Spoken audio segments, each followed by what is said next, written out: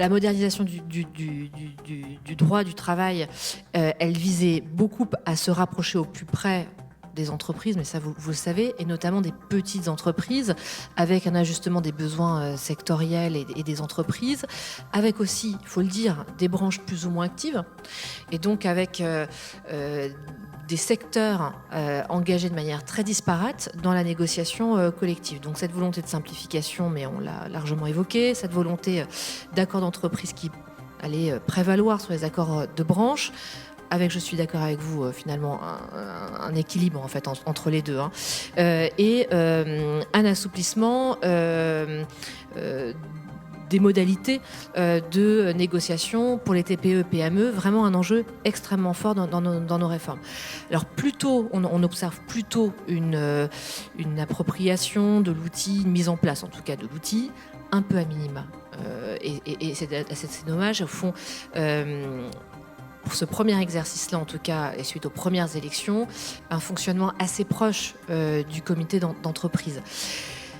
Bon, au fond, est-ce que c'est pas assez logique que dans un premier exercice,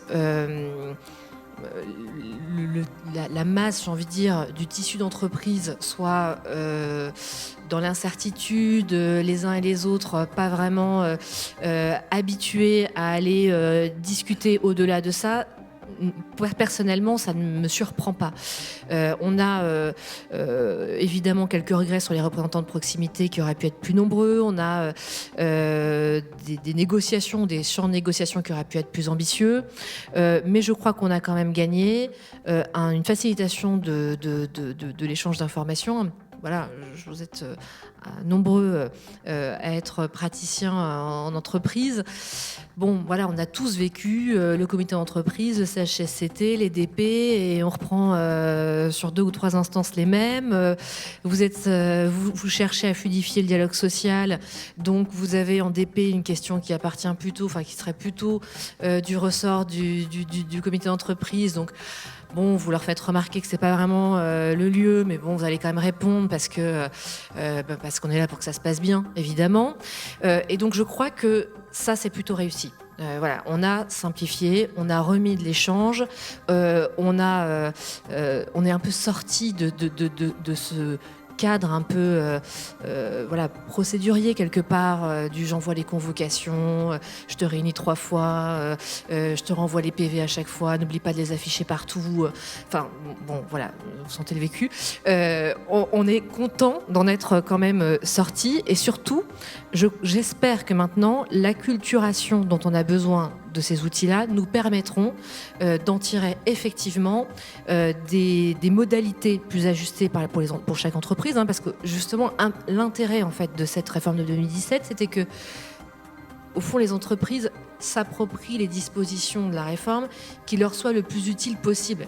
Donc l'idée n'était pas d'imposer le cadre j'ai envie de dire identique pour chacun, avec la complexité aussi que c'est de s'emparer des outils et de partager une vision, une culture commune sur un temps donné, les premières élections. Je pense, voilà, la suite me donnera raison, toi, que ce deuxième exercice d'élection devrait accompagner, apporter un peu de transformation par le partage de bonnes pratiques et la raison aussi d'un fonctionnement du dialogue social qui peut être amélioré par des représentants de proximité, et certains DRH en auront vu notamment l'intérêt pendant la crise Covid, parce que tel ou tel sujet aura émergé entre les dernières élections et celles-ci. Et donc j'ose espérer que ce travail-là puisse du coup cheminer chez les uns et les autres. Je pense qu'il faudra aussi continuer à accompagner la diminution du nombre de branches qui sont extrêmement importantes dans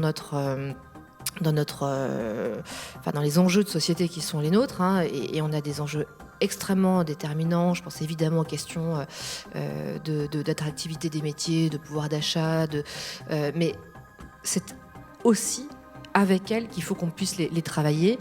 Et ce sujet-là, qui a déjà été largement engagé, parce qu'on a déjà beaucoup diminué les branches, mais à mon avis devra être poursuivis pour pouvoir aller plus loin encore dans un certain nombre de négociations et qu'elles jouent pleinement leur rôle de régulateur et qu'elles accentuent celui-ci. Au fond, chaque mandat aura probablement ses réussites et ses déceptions. Moi, je trouve quand même que le dialogue social qu'on a connu pendant la crise, il a été extraordinaire. Et je pense qu'on ne peut pas le minimiser parce qu'il a fait preuve d'une résilience, en tout cas, même, je dirais même d'un courage et d'une résilience assez extraordinaire, avec des acteurs ultra impliqués qui ont fait fi finalement des carcans dans lesquels ils avaient l'habitude de s'inscrire et dans lesquels ils tenaient d'ailleurs habituellement à s'inscrire. Et moi en tout cas, j'ai été épatée par la vitalité du dialogue social qui s'est construit pendant les confinements, pendant les déconfinements, pour faire face aux enjeux d'activités réduites, etc. Et moi en tout cas, je tiens mon chapeau aux acteurs dans leur ensemble pour cette période-là, qui a été un moment, je trouve, assez inédit dans la vie du dialogue social. Sur cette proposition de loi qu'on a fait pour mieux prévenir la santé au travail, qui est donc le fruit du travail qui a déjà été fait par les partenaires sociaux, puisqu'ils ont donc conclu un accord national interprofessionnel, que nous avions donc commencé un travail sur le sujet. Rappelons-nous, l'année précédente, l'accord national interpro n'avait pas été conclusif. Du coup, nous, parlementaires, avec Charlotte Parmentier-Lecocq, nous avons démarré des travaux. C'est une pression sur le fait que, effectivement, on pensait vraiment qu'il était temps, premier confinement, d'engager une vraie discussion sur la prévention en santé au travail. Travail, j'ai envie de dire, dans 2 sillons parallèles qui parfois partageaient quand même quelques points d'avancement de manière à se tenir informés sur les travaux.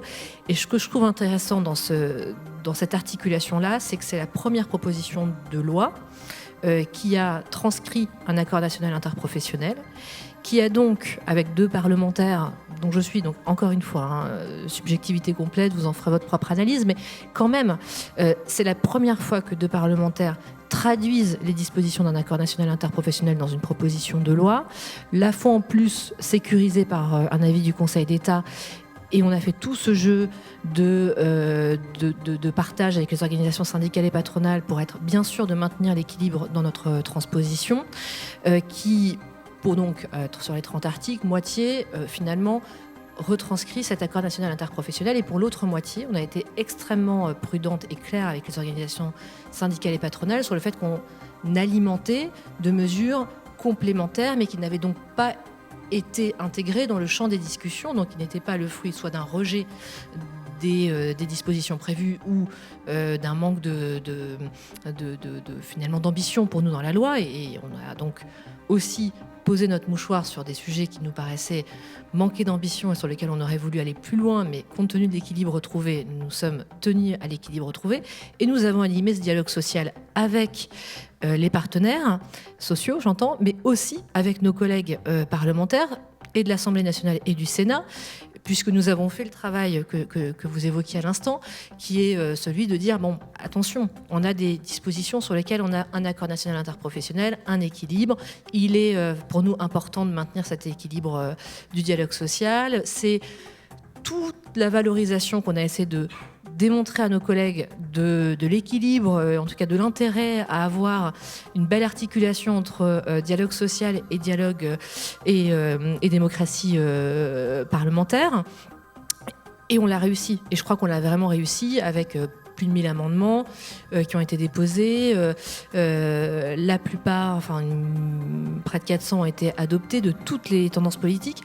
C'est la première fois que cet exercice a été réalisé. Je crois que c'est un succès. La commission mixte conclusive et la fluidité du texte le démontrent.